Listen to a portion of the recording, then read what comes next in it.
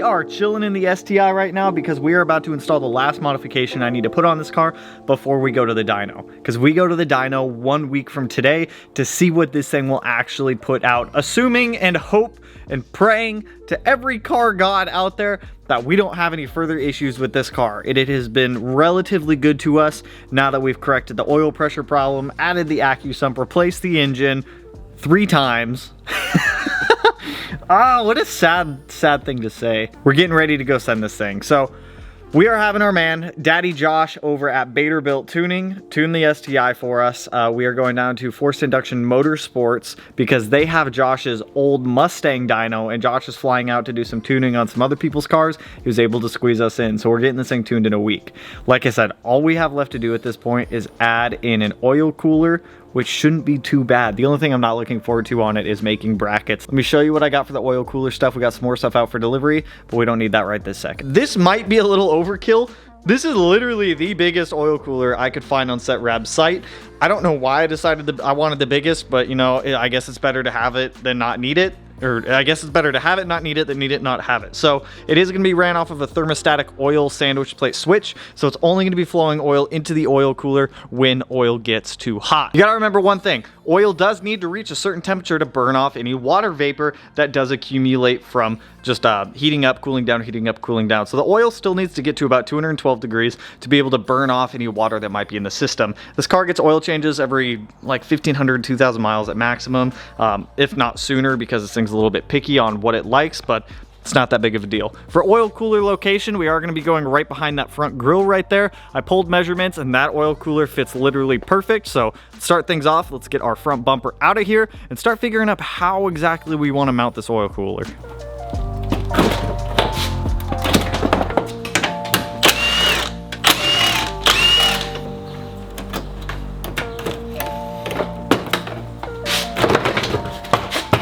This is kind of where I'm thinking for the oil cooler. I want to keep it as like high up off of the radiator, off of the intercooler as possible. So I'm thinking we go, honestly, maybe about there, and maybe you actually use those little L brackets and then just make smaller brackets that go underneath of this, because that may work the best. Actually, we might just do that. That might make life real easy for us. Let's start with that. Let me grab another one of these little brackets. Let's screw them down, get the oil cooler level so that we have a decent air gap between the oil cooler and this intercooler, so that way we're not getting heat transfer from the oil cooler over to the intercooler. So I'm gonna see if I can't find some other stuff just to kind of stack us up here to there, which is 31.5, 26 inches there.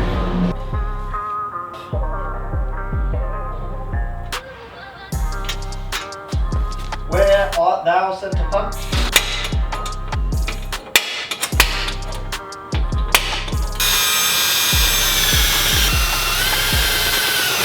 I think that's a pretty good starting base.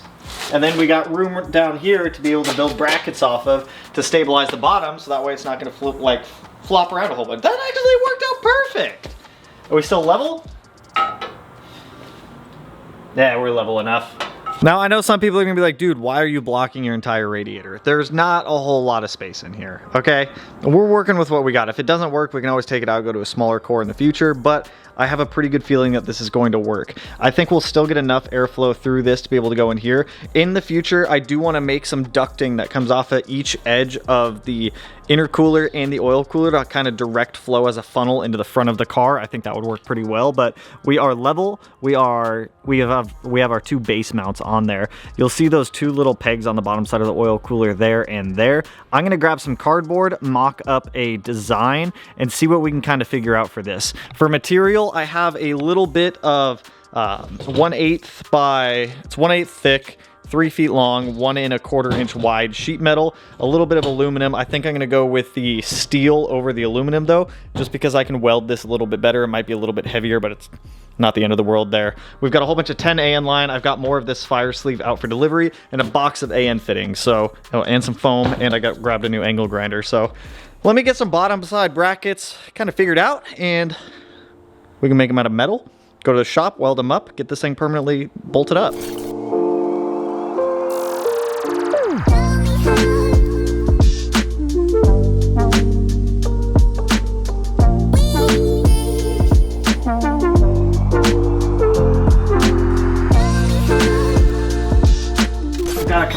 brackets that I made here. So we'll have that bracket swing back, we'll weld these together, and then we can just bolt it to the frame right here. And then that will be our oil cooler bracket. So we've got one set here, and I've already cut and ground down the ones for the other side. So let me get those mocked up. We'll swing over to the shop, weld all this up, come back.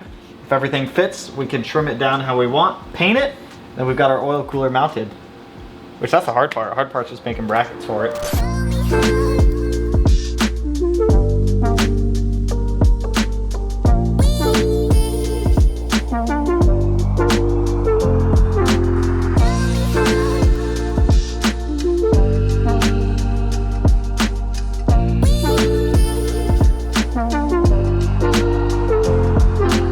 Both of these welded up. The second one definitely, is it still hot?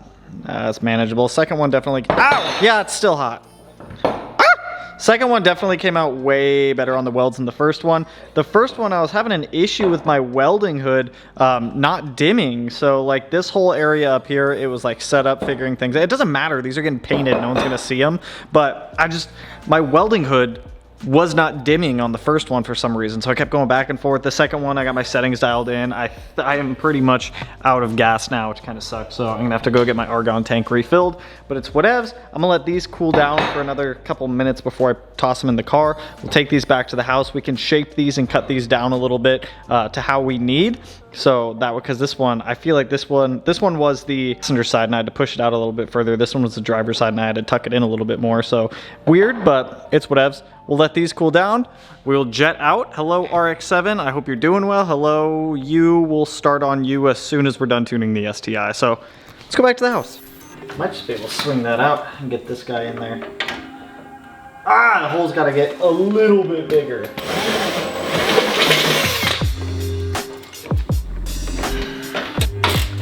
Depending on how tight everything feels.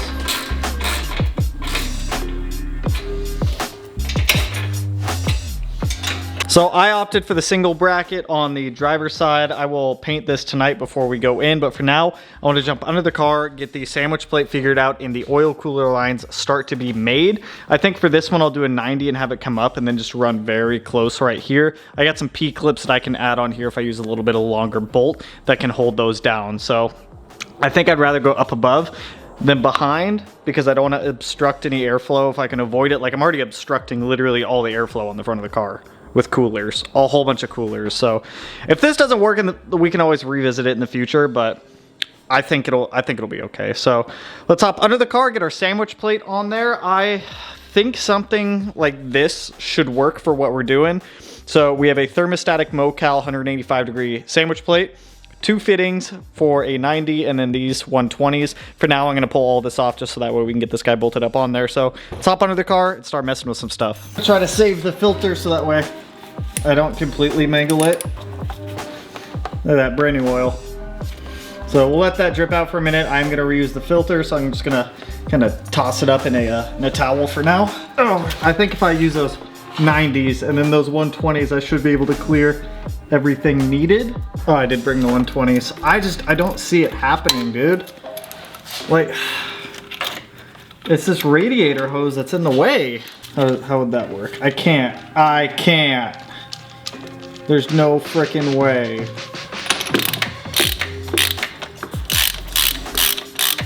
See, the difficult thing is just getting it all to fit. Especially in a car that's swapped like this, where you don't have a ton of room. This is, if there was a hell, this would be it.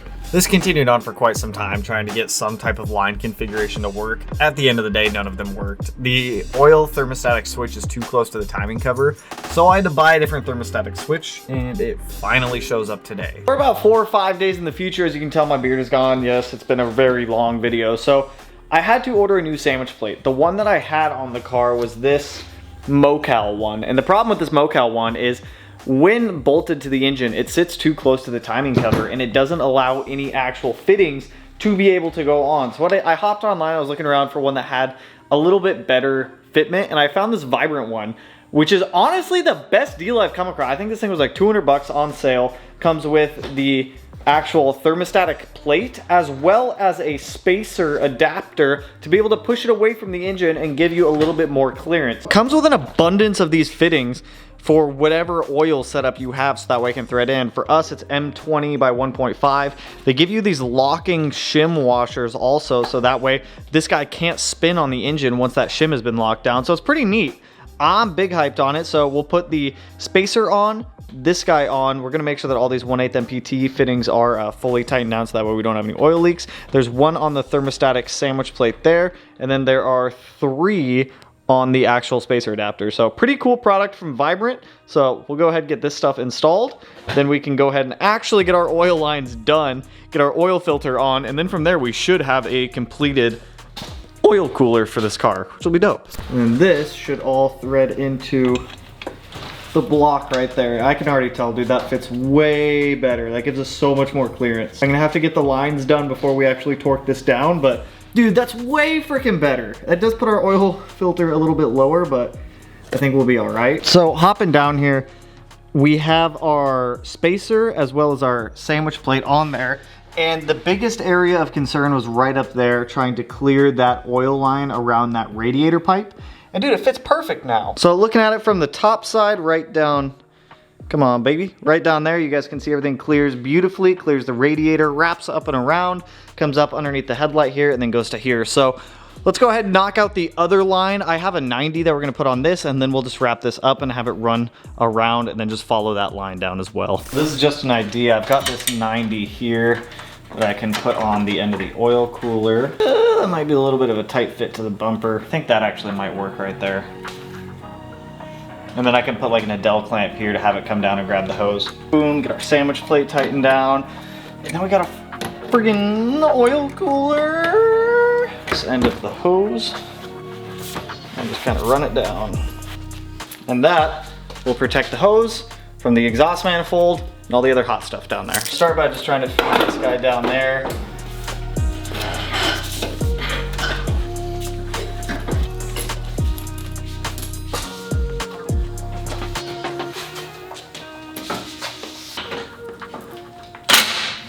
Now obviously, this needs to get pushed down with this other line here. I bought this super fun, like cleanup style hose kit thing for 10 AM line, and I think this is one of the spots where it might actually come in handy.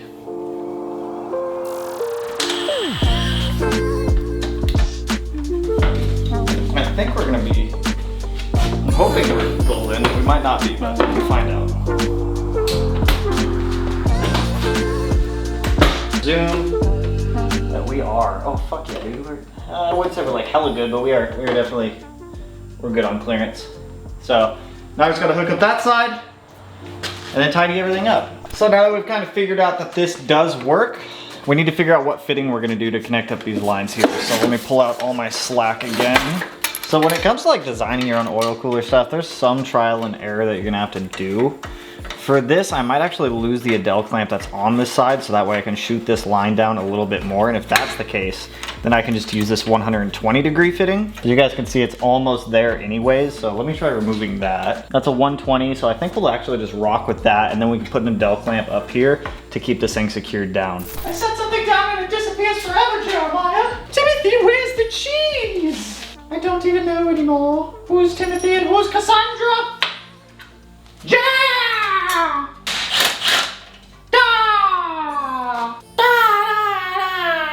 Can I feed all this through? Boy, I can.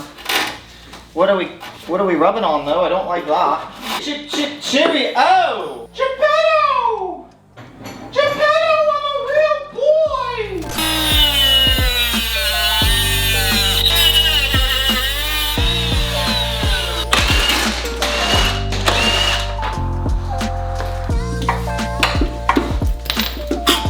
That guy started. Go ahead and put in our Adele clamp back in over here.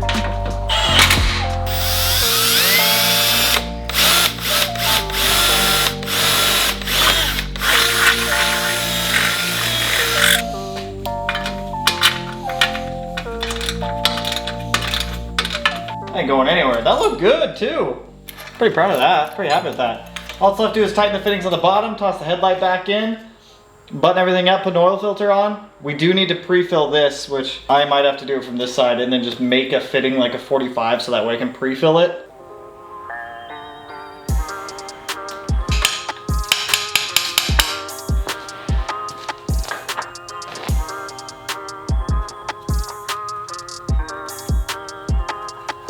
Oh dude, that's fucking beautiful.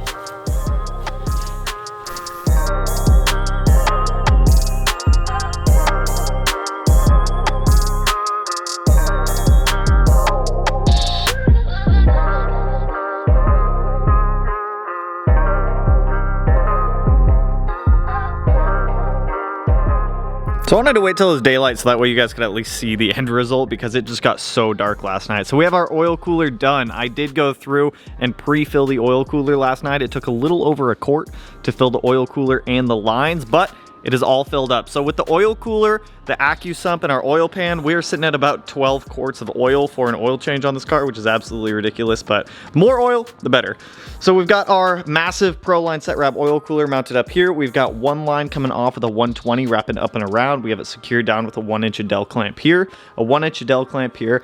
Both lines then wrap down and around, going under the headlight, then going down to the thermostatic switch underneath of the car. I did opt to use a rubber isolator up there just to keep the lines away from the frame so that way they don't like chafe on the frame and eventually end up leaking. So all that's nicely secured up. The bumper does fit over all of this as well. So with that, all the modifications for this thing to hit the dyno are now done. All that's left to do is run over this car and do pre-dyno checks on it, which we're gonna be doing today in tomorrow's video. So with December starting, we are doing daily uploads again. The first half of December, the first part of December is mainly gonna be working on getting this thing tuned. We'll do some driving videos with it. I have a 23 WRX coming in that we're gonna be doing absolute ton of modifications for. You guys may have seen all the Cybon boxes back there, wheels, tires, coilovers, more boxes over there, big brakes and all that stuff for a 23 WRX that's coming in. So we'll do a full transformation video on that. Then as soon as that's done, we're jumping directly onto the 07 STI. I'm just waiting on the cylinder heads to come in, but if the cylinder heads don't come in by the time that we're done doing all that stuff, we can do some of the body stuff, interior, exterior, a lot of that. And if you haven't seen it yet, I posted up a post on Instagram. We're working with Rally Sport on this. They're giving away 2 $50 gift cards and some Rally Sport Direct merch to two of you guys, technically speaking, for whoever guesses the closest horsepower and torque readings on the STI for the dyno. We are using a Mustang dyno, so it's not the Dyno Jet, if that helps clarify up your number choices, I guess I should say. So whoever guesses the closest on pump gas and E85 will get a $50 gift card and some RSD swag. I think it's like a hoodie, some shirts, and some things like that. But that's all I got for you guys on this one. This is fully modified, ready to go to the dyno tomorrow, actually. I will be at the dyno in 24 hours, so if you guys liked the video, you know what to do. If you want to wish us luck on the dyno, go ahead, hit that like button, turn it black, blue, green, yellow, purple, silver, cyan, whatever color it turns for you. And if you're not subscribed already and you want to see this thing hit the dyno in the upcoming 2 videos, go ahead, hit that button. I'll put it in one of these corners, no idea which one quite yet. But with that, I will catch you guys in the next one. So peace out, homies.